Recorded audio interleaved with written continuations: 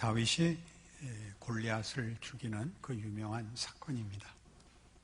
주일학교 때 많이 들으셨을 테고 또 평생 사모하는 사건이기도 할 것입니다. 근데 다윗 그러면 주일학교 교육에서는 늘 이 골리앗 얘기로 교육을 받으셨겠지만 다윗을 대표하는 사건은 밧세바입니다. 다윗 그러면 신앙으로 이렇게 불이 활활 타서 물맷돌 5개 들고 하나만 들고 가면 된 건데 괜히 5개 갖고 간 거죠. 그런 식으로 그림을 그리는 것은 성경을 읽을 줄 모르는 것입니다.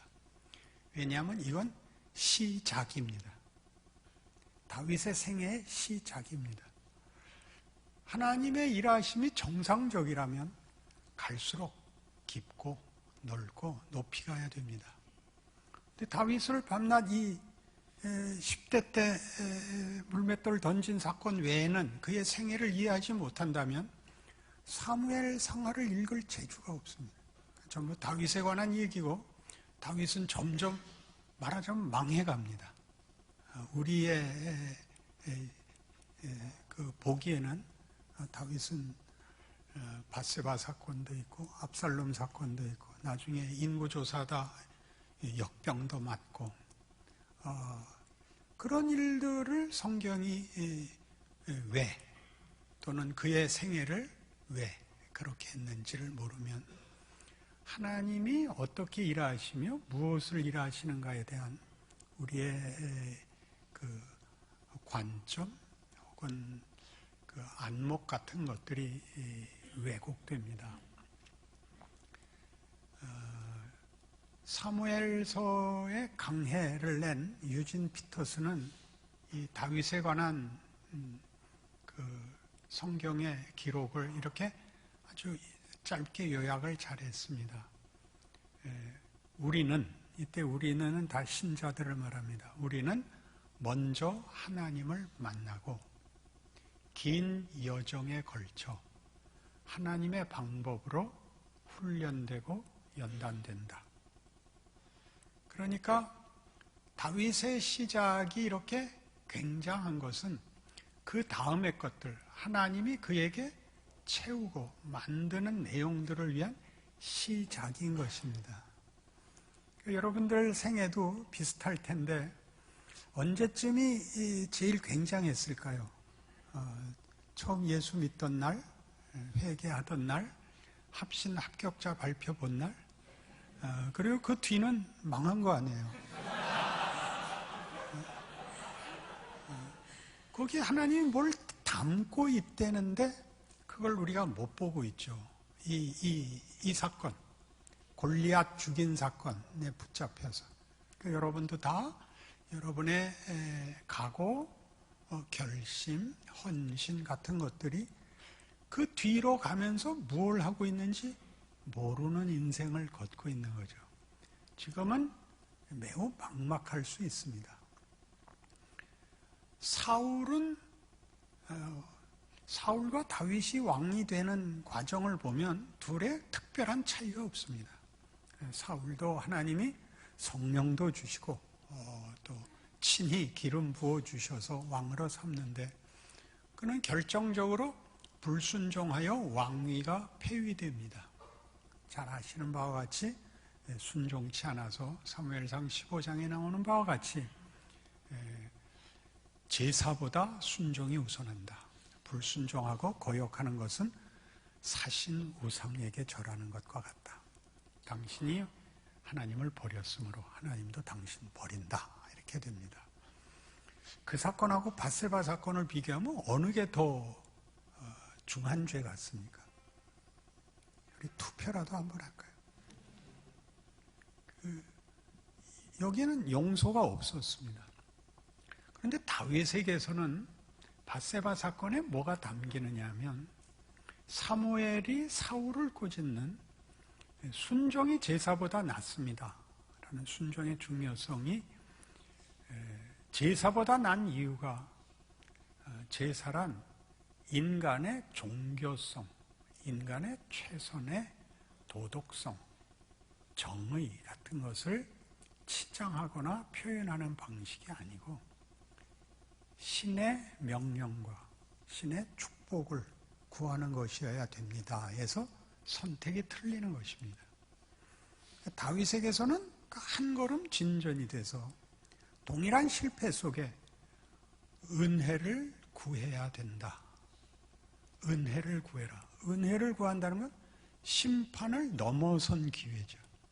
앞에 사울에게서 담았던 것은 잘잘못에서 끝나는 것이 사울의 실패에서 드러난 하나님의 심판의 또는 인간의 선택의 진정한 그 이해의 초석이라면 다윗에게서는 잘못하면 끝나는 것이 아니라 은혜를 구해야 된다. 하나님은 번제를 원하지 않고 상한 심령을 원한다. 이게 다윗의 가치예요. 다윗은 은혜를 담는 거예요. 뭘로 담는다고요? 실패해서.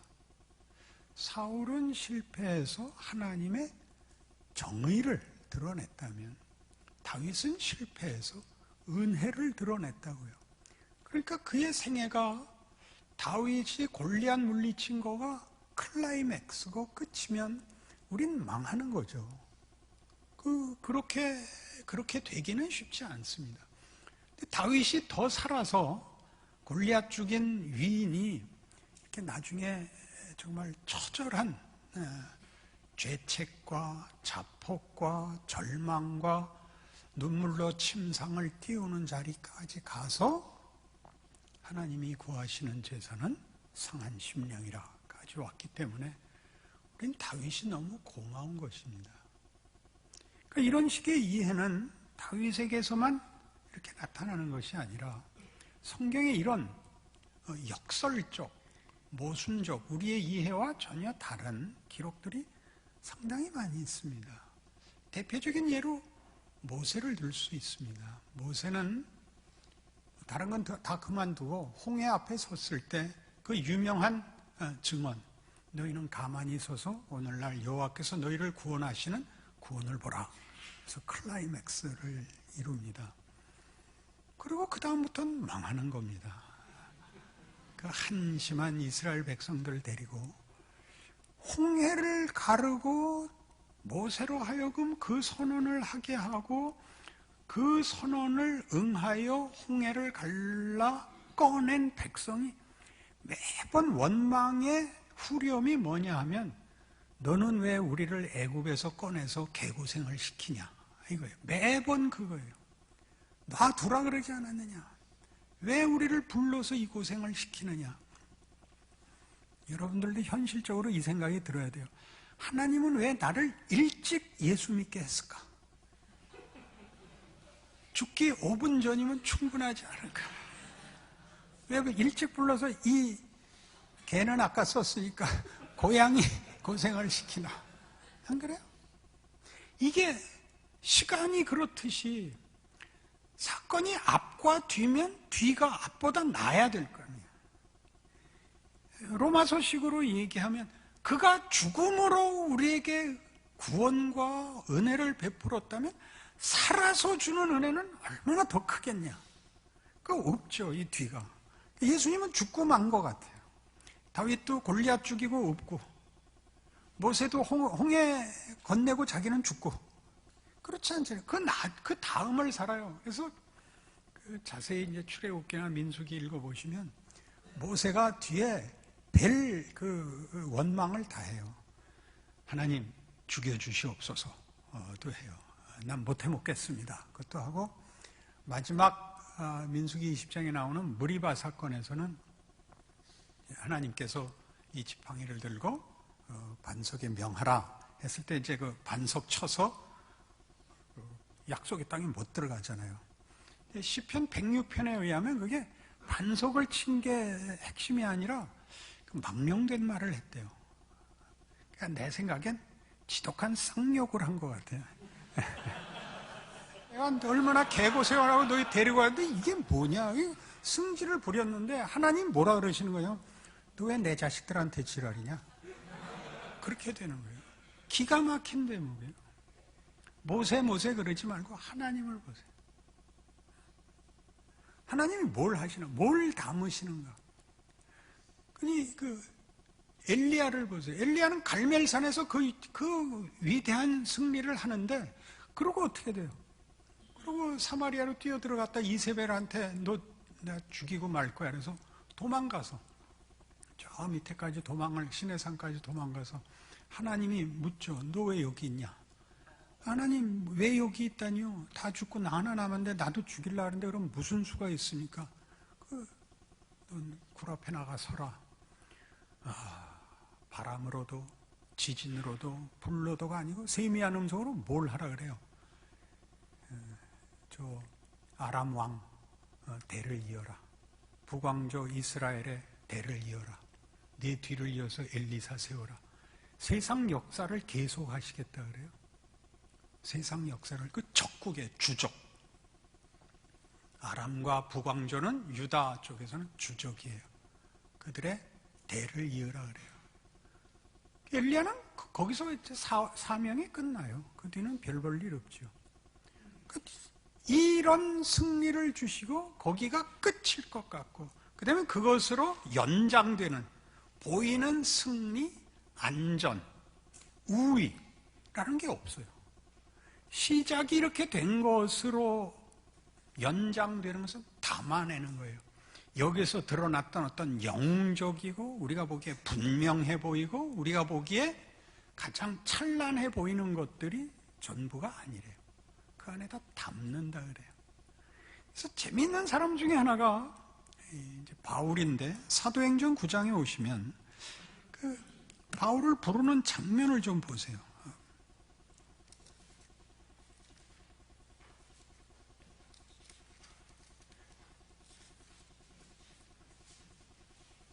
사도행전 9장 1절, 사울이 주의 제자들에 대하여 여전히 위협과 살기가 등등하여 대제사장에게 가서 담에색 여러 회당에 가져갈 공문을 청하니, 이는 만일 그 도를 따르는 사람을 만나면 남녀를 막론하고 결박하여 예루살렘으로 잡아오려 함이라.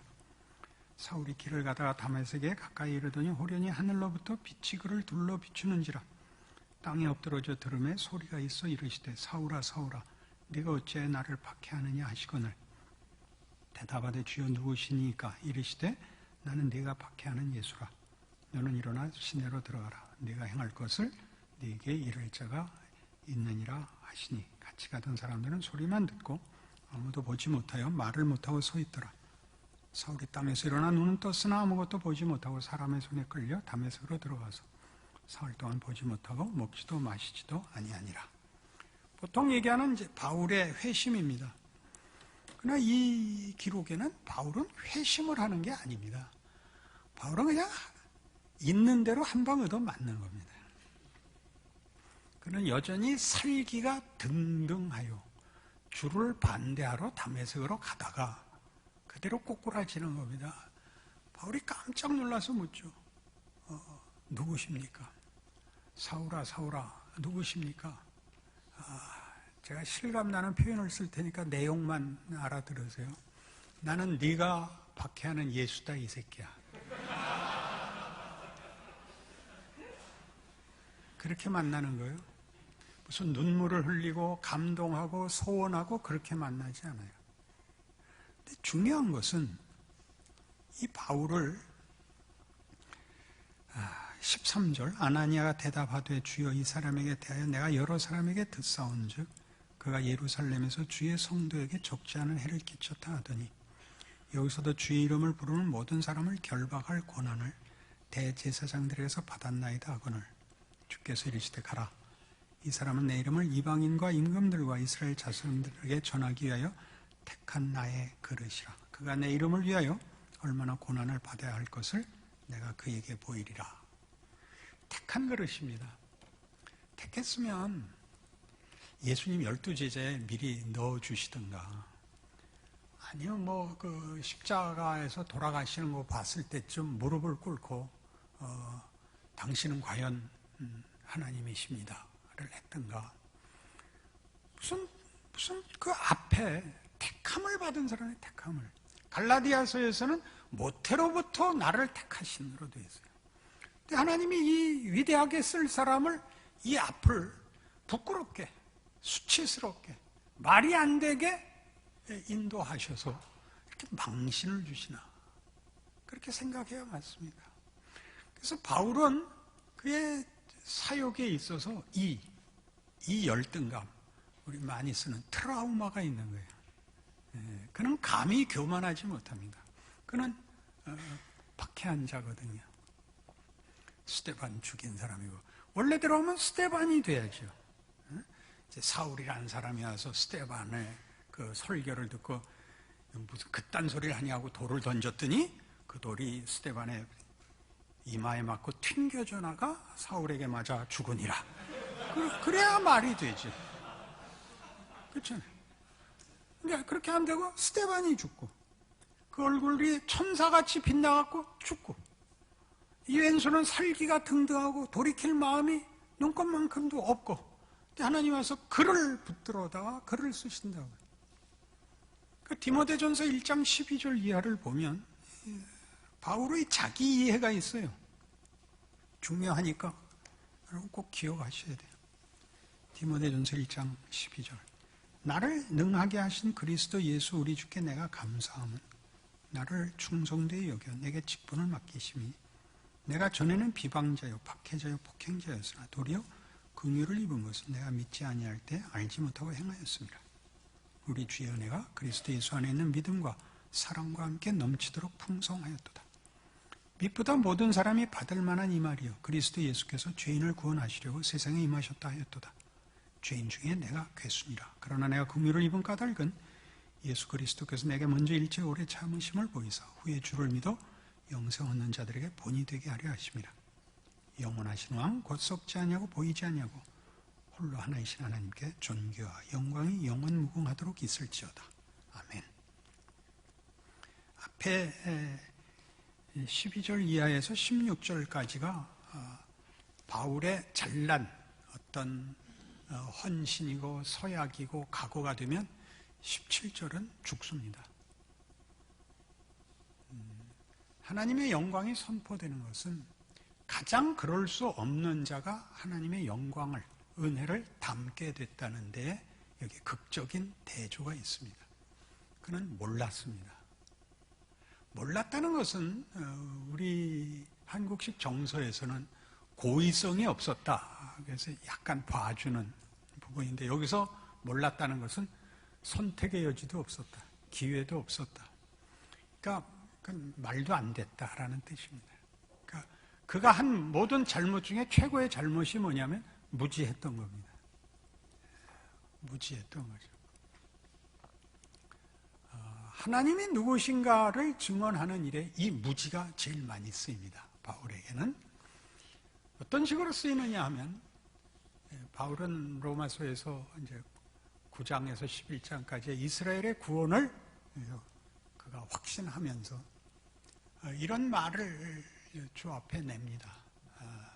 내 동족, 내 혈육을 위해서라면 내가 저주를 받아 그리스도에게서 끊어져도 좋습니다.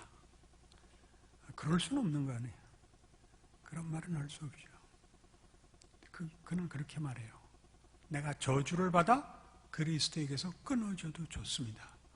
왜 그런 말을 하죠? 이 예수를 못 박은 자들과 자기와 조금의 차이가 없는 거예요.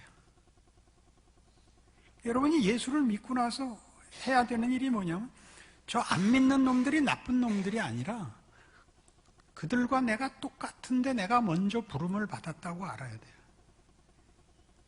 그러니까 역사와 이웃과 인류를 위하여 여러분이 먼저 부름을 받는 거예요. 여러분이 없으면 못하는 게 아니라 이스라엘이 실패해서도 복음이 이방으로 나가요. 바울같이 택함을 받았는데 무슨 준비부터 시키냐 하면 한계와 우리라는 존재의 진실을 먼저 확인해요. 나는 그때 몰랐다. 말도 안 됐다. 겸손하라는 얘기가 아니에요. 더 크게 하나님이 우리에게 담으시려고 하는 것은 창조 그리고 재창조예요. 굉장하죠. 창조가 없던 걸 만든 거라면 재창조는 거슬러 잘못 간 걸 뒤집는 거라고요. 그 일이 우리 안에서 일어나고 있다고요. 그러니 우리가 가장 좋지 않은 조건과 형편에 간 것이 더 큰 것을 담아낼 수 있고 더 큰 반전과 역전을 만들어낸다고 성경에서 읽어낼 줄 알아야 되는 거예요. 다윗의 생애가 그런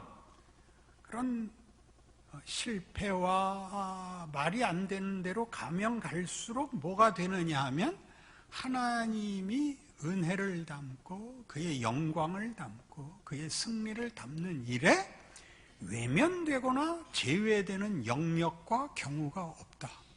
이렇게 담는 거예요. 예수께서 십자가에 죽으심으로써 담는 구원은 세상이 만드는 우리가 죄를 지어 하나님을 거역하여 만드는 최악의 자리까지가 하나님의 구원에 이렇게 다 그 안에 붙잡혀 있다는 걸 증언하는 거예요. 그러니 여러분이 가져야 할 것은 여러분이 자신에게 확인하고 싶은 어떤 자신감, 조건, 지위, 경우 같은 것들이 여러분이 원하는 것으로 담아내는 것은 한심한 거예요. 하나님이 여러분을 보낸 게 그게 맞는 거예요. 어떻게 생겨야 되느냐? 가서 거울을 보세요. 그렇게 생겨야 돼요. 그렇게 생겨야 돼요. 지금 우리 한국 사람들 선교의 최고의 장점 혹은 하나님이 주신 조건이 뭐냐면 우리가 서양 사람이 아니라는 거예요. 최고예요. 서양 사람들이 와서 하는 선교를 이제 안 들어요. 우리같이 생겨야 돼요. 천하에 이상하게 생긴 사람들 아니에요. 예전에 징기스칸이 한번 세상 놀래게 하고 이제 한국 사람이 가서 놀래키는 거죠. 하나님이 일을 하는 데 있어서 방해받거나 손해보는 일이 없다. 이것이 십자가와 부활이에요. 모르는 자들과 아는 자들이 있는 거죠. 아는 자들이 가져야 하는 것은 자기 형편, 자기 처지에 대한 긍정입니다. 긍정이라는 힘, 적극적인 그런 추상명사로 홀리는 그런 거 말고 창조의 하나님, 부활의 하나님, 아브라함이 믿은 바 하나님은 없는 것을 있는 것 같이 부르시며 죽은 자를 살리시는 하나님. 이게 성경의 증언이에요. 근데 그렇게들 희한하게 신학교만 들어오면 이상하게 죽상들을 하고 있어요. 가뜩이나 못생긴 얼굴에 인상까지 쓰고 있으니까 그러니까 수업이 어려워지죠. 서로 주고받는 거니까. 그러니까 잘 생각해봐요. 도대체 뭐가 더 있어야 되는 거예요? 뭐가 더 있어야 되는 거예요? 뭐가 그렇게 뭐가 핍절한 거예요? 진정성을 가지는 것과 그렇게 원망하는 것과는 거리가 먼 겁니다. 우리가 이것이 하나님의 기뻐하시는 일이요, 하나님이 하시려는 일이라는 하나님의 진정성을 갖고 진지하게 사는 것과 그저 쩔쩔매고 있는 건 다른 겁니다. 여러분이 어느 만큼의 실력을 가져야 되고 설교를 어느 만큼 해야 되느냐 하는 것은 훨씬 여러분 생각보다 큽니다. 설교자로서 제일 이제 과대평가된 분이 로이드 존스입니다. 이제 설교학 교수니까 할 수 있는 거예요. 다른 과목에서는 로이드 존스 못 건드려요. 나는 건드릴 수 있어요. 뭐 죽었는데 이제 로이드 존스의 설교를 듣거나 로이드 존스의 설교에 관한 책, 설교와 설교자 같은 것을 보면 누구나 하는 얘기예요.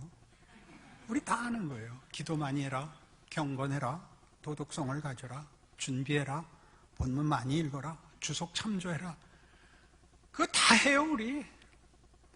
그래도 로이드 존스가 시되지 않아요. 왜? 로이드 존스는 하나님이 그에게 이런 모든 걸 가르쳐 준 것이 아니라, 백과사전을 가르쳐 준 것이 아니라 하나님이 로이드 존스에겐 권위를 줬어요.